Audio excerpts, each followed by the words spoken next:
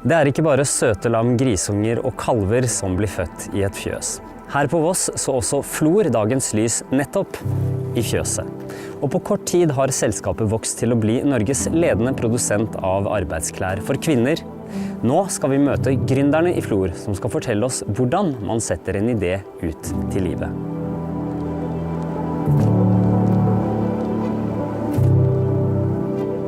Alle de som med i Flor har jeg jo arbeidet med tidligere, men vi kjenner jo hverandre mer enn som så, og det tror jeg er viktig i forhold til at du skal klare å ta litt sånn tøffe diskusjoner, og en skal tåle å dra strikken litt langt da. Så jeg tror det er veldig viktig at ikke en bare tar de første en finner, men at en tenker litt igjennom hvem en vil ha med seg da.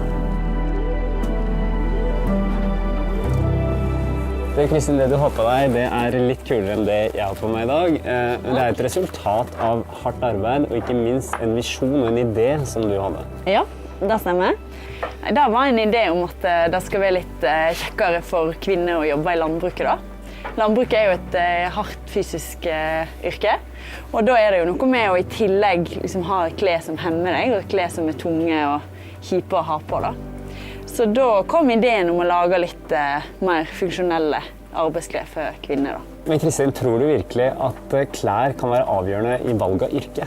Ja, det tror jeg absolutt. Jeg tror at det har veldig mye med selvrespekt og selvfølelsen du får når du tar på deg klær som passer og som du føler deg vel i, og som du da kan gå ut og gjøre en god jobb uten at klærne dine hemmer deg på noe vis da. Så vi tror også at det jo en hårete visjon, men vi har jo håp om at det en dag skal komme jenter som sier at på grunn av Flor da, så overtok jeg den gården, for det gjør det kjekkere å jobbe i landbruket for damer.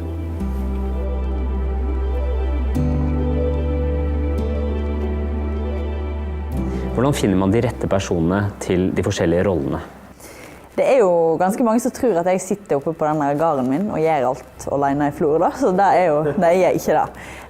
Det jeg så etter når jeg trengte å være med folk, var jo først og fremst en vilje til å få det til, og til å forstå ideen, og være med liksom, på visjonen bak hvorfor vi skal gjøre det. Og så var det jo å se på hva det en dårlig på selv. Produksjon, design, jeg kan jo ikke tegne selv. Jeg har noen idé om noe klær, men jeg vet jo ikke hvordan jeg skal gjennomføre det da, sånn teknisk sett. Og så var det kanskje på økonomi og administrasjon at en trengte, ja, det var du veldig enig, at en trengte hjelp da. Torgunn, du har erfaring fra klesbransjen fra tidligere. Hvordan tok du med deg din kompetanse inn i Flor? Ja, jeg har jo vært med å bygge opp 2 klesmerker tidligere, og jeg prøvde å ta med meg den kompetansen inn i Flor. Men så det litt sånn at hver enkelt bedrift må liksom gå sin vei i forhold til den fabrikken en velger å samarbeide med, og den kontaktpersonen man får. Og så det jo det at det en sånn veldig sånn kulturforskjell mellom Norge og Kina. Så når du kommuniserer med Kina, så må du være så utrolig presis og konkret, og ikke levne noe til sånn tolkning. For da blir det krøll. Det har vi erfart. Hvor viktig har bankforbindelsen vært i denne prosessen?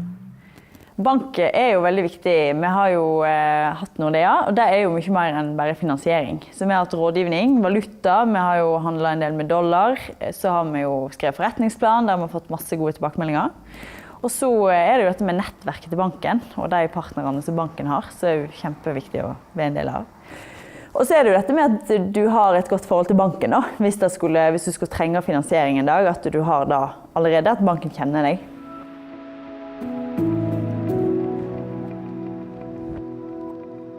Når du som gründer vil skape noe nytt, må du samle et team som deler samme visjon og ambisjon.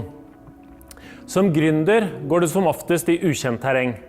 Det betyr at i tillegg til ambisjon og stamina, må de man ansetter også ha evne til å lytte og endre kurs når man skjønner at man har feilvurdert noe.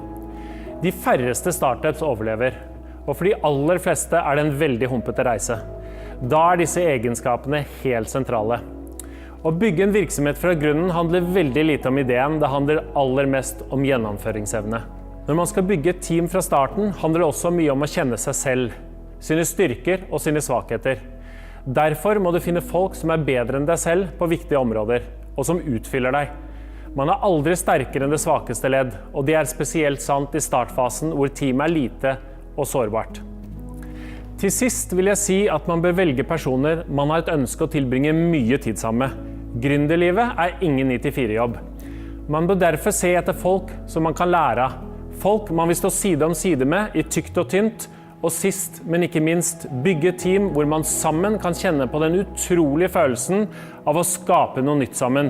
Noe ingen andre har skapt før.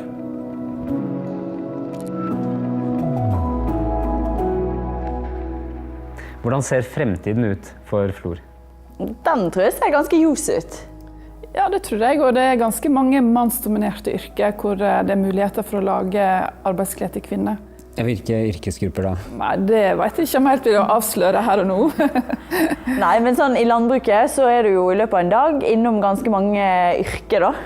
Sånn at hvis en finner klær som passer til det, så kan en kanskje også treffe andre yrkesgrupper ved å gjøre litt tilpasninger, synlighet, andre ting da. Det har vært veldig spennende å følge dere frem til nå, og det skal bli enda mer spennende å følge dere i fremtiden. Så nå ønsker jeg dere bare lykke til videre.